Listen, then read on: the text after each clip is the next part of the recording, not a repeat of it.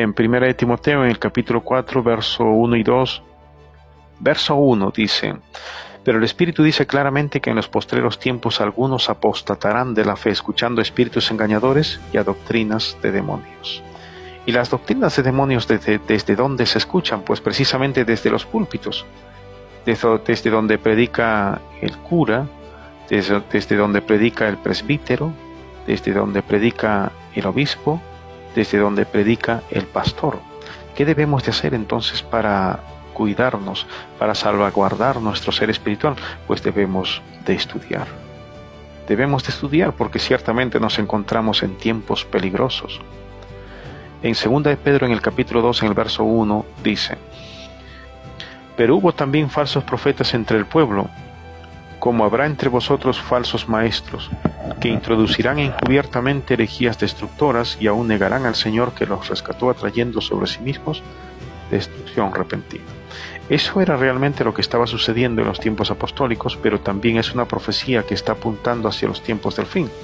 Vuelvo a leer: pero hubo también falsos profetas entre el pueblo, como habrá, futuro, como habrá entre vosotros falsos maestros, que introducirán encubiertamente, es decir, con engaños, astutamente, como Satanás, cuando estaba tentando a Cristo en el desierto.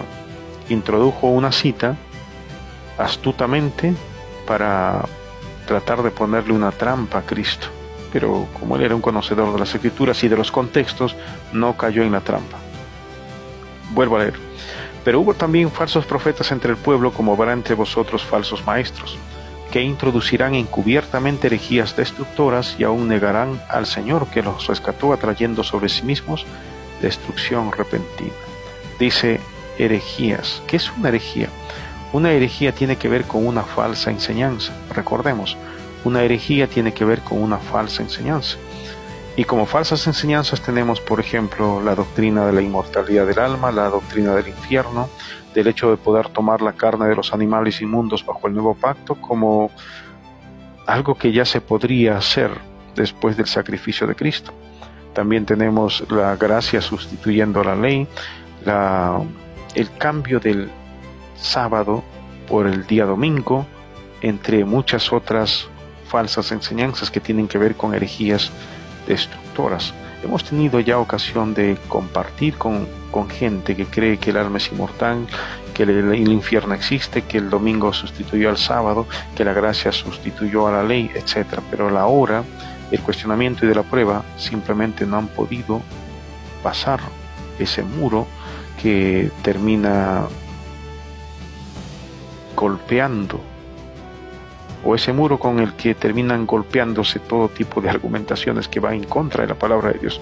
Entonces, hermanos, el apóstol Pedro está hablando de que habrían falsos profetas y falsos maestros.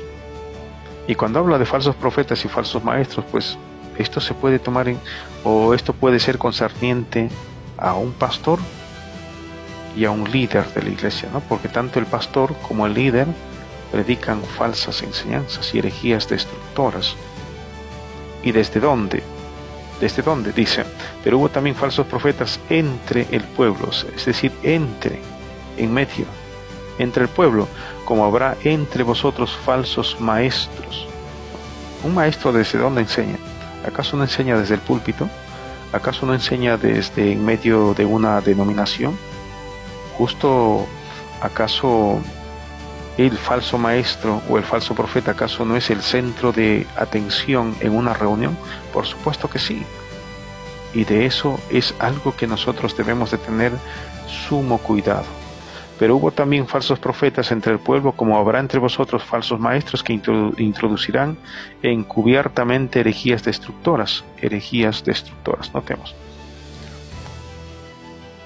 Eso quiere decir, hermanos, de que si hay alguien que sigue falsas enseñanzas o herejías destructoras, lo que va a suceder con esa persona, lamento decirlo, es que no se va a salvar. Pero alguien puede decir: no, pero hermano, y bueno, esa persona puede ser inocente. Es inocente hasta que se le predica la verdad, pero una vez que se le haya anunciado la verdad ya no es inocente.